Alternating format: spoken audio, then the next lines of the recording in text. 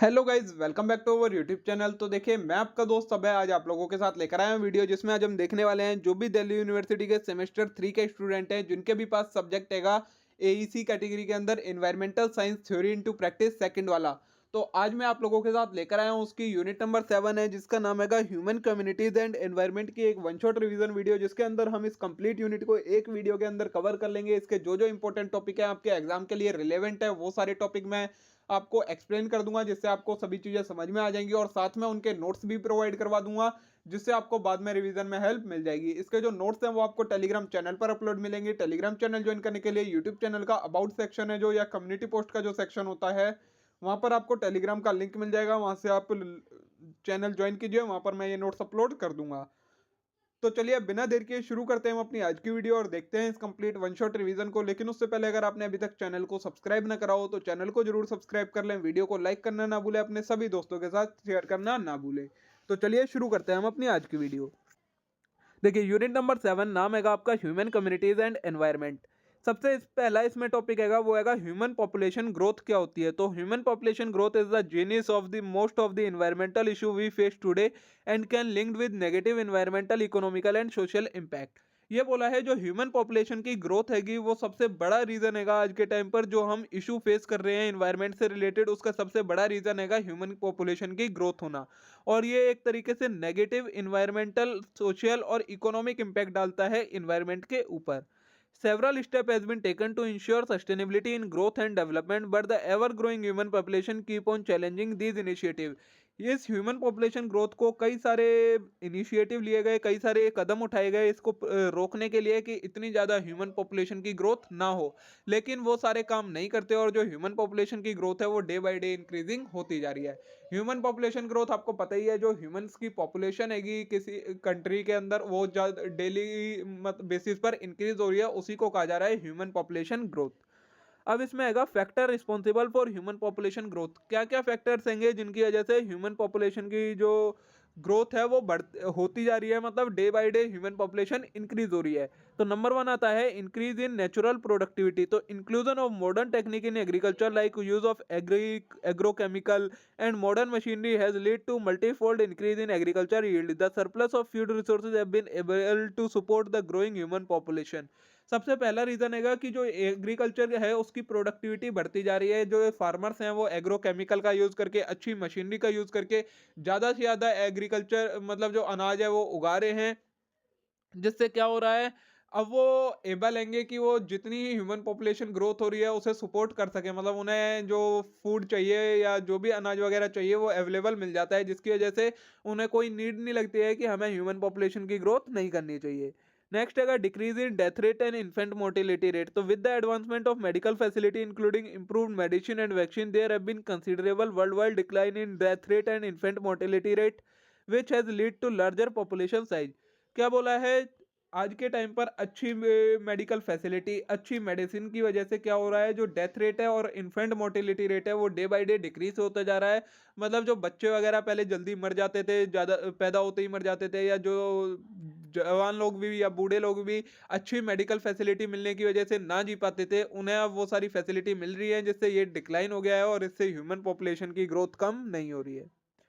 Third है advancement in the science and technology. तो advance scientific technology which fuelled the industrial revolution provide a surplus of resources that could support a larger human population. जो हमारी technology है और science है वो advance होती जा रही है, जिसकी वजह से क्या हो रहा है, वो कई सारे रिसोर्सेज प्रोवाइड करवा देती है पॉपुलेशन को, जिससे उन्हें यह नीड नहीं लगती है कि हाँ हमें रिसोर्सेज नहीं मिल पा रहे, हमें ह्यूमन पॉपुलेशन को कंट्रोल करना चाहिए। वो उन्हें जब सारे रिसोर्सेज मिल जाते हैं तो उन्हें रहता है कि हाँ ग्रोथ हो रही है तो कोई बात नहीं। नेक्स्ट है लैक ऑफ अवेयरनेस। तो illiteracy, poverty and lack of awareness about the harmful impact of large population also lead the problem of over population. क्या बोला गया है, लोग जो है वो इलिटरेट हैं, पॉवर्टी है, मतलब गरीब हैं, और उनके पास अवेयरनेस नहीं है कि आगे चलकर इस ह्यूमन पॉपुलेशन की ग्रोथ से क्या क्या इम्पैक्ट होने वाले हैं, नेगेटिव इम्पैक्ट। तो उस चीज़ की वजह से क्या हो रहा है, ह्यूमन की पॉपुलेशन की growth day by day increase होती जा रही है। ये थे आपके factor responsible for human population growth. Next topic क्या है, impact of human population growth on environment, human health and welfare. जो ह्यूमन पॉपुलेशन की ग्रोथ हो रही है उसका क्या क्या इम्पैक्ट पड़ रहा है। तो नंबर वन है डिफोरेस्टेशन। तो the growing population will lead to an increase demand for food, space and energy which will ultimately lead the destruction and clearing of pristine forest area.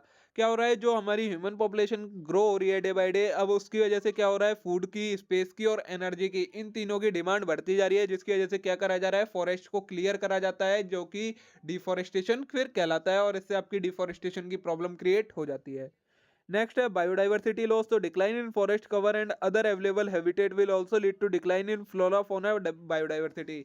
अब जब फॉरेस्ट को ही काटते जा रहे हैं तो जो फॉरेस्ट में रहने वाली स्पीसीज हैं हमारी, और जो फॉरेस्ट में मिलने वाले हमारे प्लांट्स हैं वो भी खत्म होते जा रहे हैं, बायोडाइवर्सिटी का लॉस हो रहा है। This will lead to ecological imbalance and decline in biological resources of the planet. इससे क्या हो रहा है, जो हमारे इकोलॉजिकल रिसोर्सेज हैं वो खत्म होते जा रहे हैं और इकोलॉजिकल इम्बैलेंस क्रिएट होता जा रहा है। नेक्स्ट है अर्बनाइजेशन। तो rapidly growing human population has lead to rapid urbanisation which has adversely affected the environment and natural resources. जो पॉपुलेशन है वो ग्रो हो रही है, जिसकी वजह से लोग क्या कर रहे हैं, अर्बनाइजेशन करते जा रहे हैं, मतलब गाँव को छोड़कर शहरों की तरफ बसते जा रहे हैं, जिससे क्या हो रहा है, वहाँ के भी रिसोर्सेज खत्म हो रहे हैं। ठीक है। नेक्स्ट है इंडस्ट्रियलाइजेशन। तो the establishment of industries such as fertiliser, these all refineries to support the need of growing population lead to environmental degradation, land use and pollution। क्या बोला है, इंडस्ट्रीज सेटअप हो रही हैं जिनमें किस किस की चीज़ की, फर्टिलाइजर की, सीमेंट की, स्टील की, रिफाइनरी की, इन सारी चीज़ों की ज़रूरत पड़ती है, और मतलब ग्रोइंग पॉपुलेशन को इन सारी चीज़ों की ज़रूरत है, तो इनको बनाने के लिए इंडस्ट्री सेटअप हो रही है, जिसकी वजह से वो क्या कर रहे हैं, इन्वायरमेंट को डिगार्ड कर रहे हैं, मतलब जंगलों को खत्म करके इंडस्ट्रीज लगा रहे हैं, ये सारे काम किए जा रहे हैं। नेक्स्ट है लैंड डिगार्डेशन होता है। तो intensive farming, excessive use of agrochemical and over exploitation of land and water resources lead to soil degradation. क्या हो रहा है, अब जैसे जैसे पॉपुलेशन ग्रो हो रही है उनकी डिमांड एग्रीकल्चरल फूड के लिए बढ़ती जा रही है, जिसकी वजह से इंटेंसिव फार्मिंग की, एक्सेसिव एग्रोकेमिकल का यूज हो रहा है, और लैंड का ओवर एक्सप्लॉयटेशन हो रहा है, वाटर रिसोर्सेज का ओवर एक्सप्लॉयटेशन हो रहा है, जिसकी वजह से सॉइल डिगार्डेशन होता है, लैंड डिगार्डेशन होता है। नेक्स्ट है जनरेशन ऑफ वेस्ट। तो the large population pollution generate the humongous solid and liquid waste which है detrimental environmental and health impact. अब जब पॉपुलेशन ज़्यादा है तो वो ज़्यादा वेस्ट जनरेट कर रही है, जिसकी वजह से इन्वायरमेंट को इम्पैक्ट पड़ रहा है, उस वेस्ट को मैनेज नहीं किया जा रहा है, इतना ज़्यादा वेस्ट जनरेट किया जा रहा है। नेक्स्ट है क्लाइमेट चेंज। तो over population and excessive use of fossil fuel has increase the level of various gases pollutant in the atmosphere including green house gas. अब जब ज़्यादा पॉपुलेशन है तो उसकी वजह से वो फॉसिल फ्यूल्स वगैरह का भी ज़्यादा यूज़ कर रहे हैं, उन्हें जला रहे हैं, जिसकी वजह से एटमॉस्फेयर में पॉल्यूशन बढ़ता जा रहा है और हमारा क्लाइमेट चेंज होता जा रहा है। ठीक है। नेक्स्ट है जो टॉपिक आपका वो है कार्बन फुटप्रिंट क्या होते हैं। तो carbon footprint is the amount of green house gas mainly carbon dioxide released into atmosphere by any anthropogenic activity. It can be broad measurement of environmental impact due to action of an individual, family, organization, even an entire nation। Carbon footprint क्या होते हैं, जो वो amount atmosphere के अंदर carbon dioxide की कितनी amount है, उस चीज को जब कैलकुलेट करा जाता है तो वो कहलाती है आपकी कार्बन फुटप्रिंट, सिंपल लैंग्वेज में। इसमें क्या बोला है, किसी भी ह्यूमन एक्टिविटी की वजह से जब एटमॉस्फेयर के अंदर कार्बन डाइऑक्साइड की अमाउंट इंक्रीज हो जाए, तो एक्चुअल में वो अमाउंट कितनी है उसे जब मेजर करा जाए, जो कि किसने रिलीज करी है, किसी इंडिविजुअल ने, फैमिली ने, ऑर्गेनाइजेशन ने, इंडस्ट्री ने, या किसी ने भी, उस चीज को हम कार्बन फुटप्रिंट बोलते हैं। ये था आपका कार्बन फुटप्रिंट। एक टॉपिक है resettlement and rehabilitation of developmental project affected region and communities. तो ये क्या होता है, तो displacement of human population in India is mostly initiated by factors such as large scale development project, mining, dam building and industrial establishment. Apart from political conflict, natural disaster and declaration of an area as national park, wildlife sanctuary and biosphere reserve।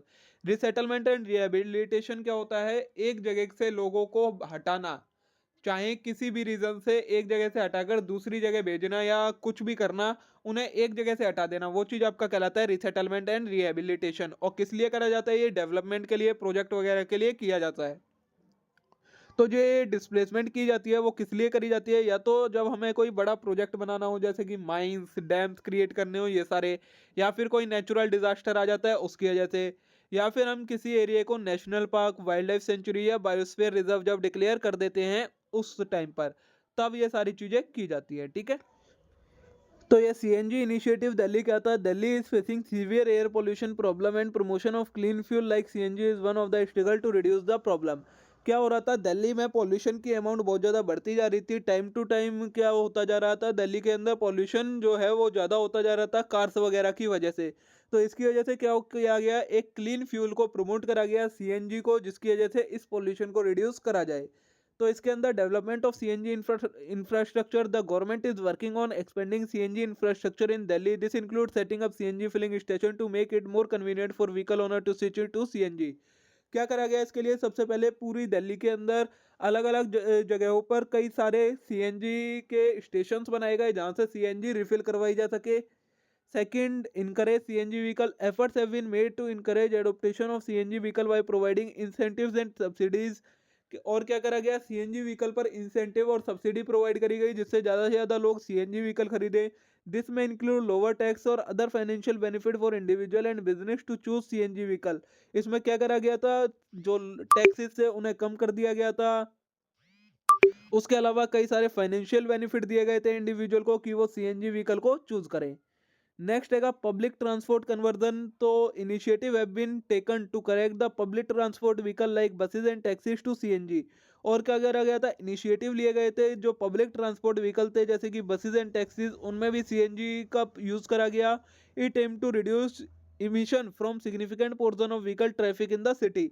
और इसका M क्या था कि जितने ज़्यादा से ज़्यादा vehicle है उन सभी में सीएनजी का यूज हो, ये इसका इनिशिएटिव था। ठीक है, नेक्स्ट है आपका कुछ मूवमेंट्स के बारे में। ये तो आपने पढ़ लिया कि क्या क्या करा गया था, अब आएंगे कुछ मूवमेंट्स के बारे में पढ़ना है, इसमें क्या क्या आंदोलन करे गए थे एनवायरनमेंट से रिलेटेड और ह्यूमन कम्युनिटी से रिलेटेड। तो सबसे पहला नाम आता है आपका चिपको मूवमेंट। इसके बारे में तो आप लोगों ने सुना होगा, also known as Chipko movement was a grass root environmental movement that emerge in 1990s। 1990s में आया था, ये एक एनवायरमेंटल मूवमेंट था। The word Chipko means hug और एम्बेरस इन हिंदी।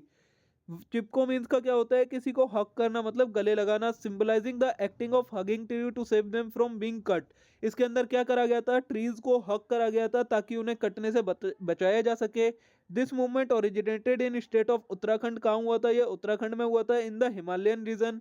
इंस्पिरेशन कहाँ से मिली थी, the movement was inspired by traditional local practice when villager would hug tree to save them from being cut. इसको इंस्पिरेशन मिली थी, पहले के टाइम पर ट्रेडिशनल लोग क्या करते थे, जो गांव के लोग होते थे उन्हें कटने से बचाने के लिए उन्हें गले लगाकर खड़े हो जाते थे। तो उसी तरीके का इसमें भी किया गया था। सक्सेस कैसे मिली थी, the Chipko movement achieved some notable success in term of raising awareness of environmental issue and influencing policy. और इसे सक्सेस मिली थी, ये इन्वायरमेंटल इशू को रेज कर पाया था और उन्हें उसकी उनकी पॉलिसीज को इन्फ्लुएंस कर पाया था। ठीक है, नेक्स्ट है हमारा जो मूवमेंट था वो था नर्मदा बचाओ आंदोलन। ये भी आपने नाम सुना होगा। Narmada Bachao Andolan is a social movement in India that emerge in 1980 to 1990 in protect against the construction of large dam on Narmada river. इसके अंदर क्या करा गया था, 1980 से के 1990 के बीच में ये आया था। और इसके अंदर जो नर्मदा रिवर के ऊपर बड़े बड़े डैम्स बनाए जा रहे थे उन्हें बनाने से मना करा गया था। The movement mainly focused on Sardar Sarovar dam, one of the major dam plan as part of Narmada valley project. इसका जो मेन फोकस था वो किस डैम पर था, जो सरदार सरोवर डैम बनाया जा रहा था नर्मदा नदी के ऊपर, उसको रोकना था इसका main objective. The Narmada valley project was conceived to harness the water resources of Narmada river for irrigation, power generation and drinking water supply. जो नर्मदा वैली प्रोजेक्ट था उसके अंदर क्या करा जा रहा था, वाटर का यूज करा जा रहा था इरिगेशन का, पावर जनरेशन में और ड्रिंकिंग के लिए सप्लाई करने के। The project involve the construction of a series of large dam with Sardar Sarovar dam being the centrepiece. और इसके जो ये नर्मदा वैली प्रोजेक्ट था इसके अंदर कई सारे डैम्स बनाए जा रहे थे नर्मदा नदी के ऊपर, जिसमें से एक जो मेन था वो था आपका सरदार सरोवर डैम। इसका एनवायरमेंटल इंपैक्ट क्या था, तो critics argued that dams would have significant environmental consequence including deforestation, loss of biodiversity, alteration of river natural flow, affecting downstream ecosystem. तो इसका इम्पैक्ट क्या क्या था, इसकी वजह से डिफोरेस्टेशन हो रहा था, बायोडाइवर्सिटी का लॉस हो रहा था, जो रिवर का फ्लो था उसे अल्टरनेट करा जा रहा था और डाउन स्ट्रीम अफेक्ट हो रही थी। तो ये इन्वायरमेंटल इम्पैक्ट थे इसके। नेक्स्ट मूवमेंट था जो वो था आपका बिश्नोई मूवमेंट। ये क्या था, this was begun 400 year ago by sage known as Sambhaji in Rajasthan. A large number of tree are still worshipped by devotee. ये जो बिश्नोई मूवमेंट था ये किसने स्टार्ट करा था? एक सेज था सोमबाजी, उसने स्टार्ट करा था राजस्थान के अंदर। कई सारे लोग आज के टाइम पर भी पेड़ों के पूजा करते हैं, उनकी भक्ति करते हैं। तो people registered that cutting of such tree and advocated movement against deforestation. तो लोग क्या करने लगे, उससे मना करने लगे उन लोगों से कि आप इन पेड़ों को ना काटें जिनकी हम पूजा करते हैं, और उसके अगेंस्ट उन्होंने ये आंदोलन चलाया था। Amrita Devi, a female villager, could not bear the witness of the destruction. Both her faith and village scarred tree. She hugged a tree and encouraged others to do the same. इन्होंने भी उसके बाद चिपको movement वाला ही जो inspiration थी उससे inspire होकर फिर ट्रीज को हक करके ये भी खड़े हो गए थे। फिर आएगा Guru Maharaj Jambaji, who founded the Bishnoi faith in 1485 and set forth principle of forbidding harm to tree and animal. The king, who came to know about these events, rushed to village and apologized, ordering the soldier to cease logging operation. फिर जो ये गुरु महाराज जम्बाजी थे, इनका विश्वास था, इन्होंने trees के और एनिमल्स को हार्म पहुंचाने के बारे में वहाँ के राजा को बताया। तब वो उस राजा को समझ में आया और उसने फिर अपने सैनिकों को मना कर दिया कि तुम इन्हें काटने बंद कर दो। तो ये था आपका बिश्नोई मूवमेंट। फिर अगर आपका एक साइलेंट वैली मूवमेंट क्या था? तो Silent Valley movement was an environmental movement intended to protect Silent Valley, an evergreen tropical forest in Palakkad district of Kerala. Kerala के पक्कड़ डिस्ट्रिक्ट में एक एवरग्रीन ट्रॉपिकल फॉरेस्ट है। तो ये साइलेंट वैली मूवमेंट उसी फॉरेस्ट को बचाने के लिए चलाया गया था। It was started through a hydro electric project. ये इसके अंदर क्या किया जा रहा था, उस जगह पर एक हाइड्रो इलेक्ट्रिक प्रोजेक्ट लगाया जा रहा था जिसे मना करा जा रहा था। The Kerala State Board proposed a hydroelectric dam across the Kunthipuza River that run through the Silent Valley in February 1973. The Planning Commission approved the project at a cost of 25 crore. Many feared that project would submerge 8.3 square kilometer untouched moist evergreen forest. इसके अंदर क्या करा जा रहा था, जो वहाँ की गवर्नमेंट थी वो एक हाइड्रो इलेक्ट्रिसिटी प्रोजेक्ट लगाने वाली थी उस जगह पर। उससे क्या हो रहा था, काफी सारा एरिया, पूरे जंगल का ज्यादातर एरिया कटने वाला था, जिसकी वजह से वहां के लोगों ने इसका विरोध करा था। ठीक है। नेक्स्ट है आपका Appiko movement. The Appiko movement was the innovation movement based on environmental conservation of India. This movement focused on issue of forest based environmental action in India. Appiko movement में क्या करा गया था, फॉरेस्ट से रिलेटेड ज्यादातर एक्शन लिए गए थे। फॉरेस्ट को किस किस तरीके से कंजर्व करा जा सकता है, प्रोटेक्ट करा जाता है। It can be said that Appiko movement is the southern version of Chipko movement. Appiko movement क्या था, जो साउदर्न वर्जन था चिपको मूवमेंट का। मतलब चिपको मूवमेंट वो नॉर्थर्न एरिया में चलाया गया था, उसी का मिलता जुलता था ये आपका अपीको मूवमेंट, ये साउथर्न एरिया में चलाया गया था। द अपीको मूवमेंट वो लोकली नोन एज अपीको चौवली। इसे हम क्या बोलते हैं, अपीको चलुवली भी बोलते हैं। The local embraced the tree which were cut to be by contractor of the forest department. The Appiko movement used various technique to raise awareness such as foot marches in the interior forest, slide show, folk dance and street plays. यहाँ पर भी क्या करा जा रहा था, forest को ही काटा जा रहा था, तो उसको बचाने के लिए चिपको मूवमेंट वाली सारी चीजें अपनाई गई, मार्चेस करे गए और स्लाइड शो, फोक डांसिंग के जरिए अवेयरनेस को इंक्रीज करा गया और फॉरेस्ट को कटने से बचाया गया। तो देखिए दोस्तों, इसी के साथ आपकी यूनिट नंबर 7 भी कंप्लीट हो जाती है। इतना ही आपको कंटेंट करना है, इससे ज्यादा करने की जरूरत नहीं है। मे बी आज की ये वीडियो आप लोगों के लिए यूजफुल रही होगी, आप लोगों को पसंद आई होगी। हमने तीनों यूनिट कवर कर लिए हैं एनवायरमेंटल साइंस की वन शॉट वीडियो में। टोटल 3 वीडियो बनी हुई है जो चैनल पर अपलोड हो रखी है। अगर आपने अभी तक नहीं देखी है तो आप वहां पर जाकर चेक कर सकते हैं। आज के लिए इतना ही। अब हम मिलते हैं नेक्स्ट वीडियो में किसी न्यू कंटेंट के साथ। Thank you.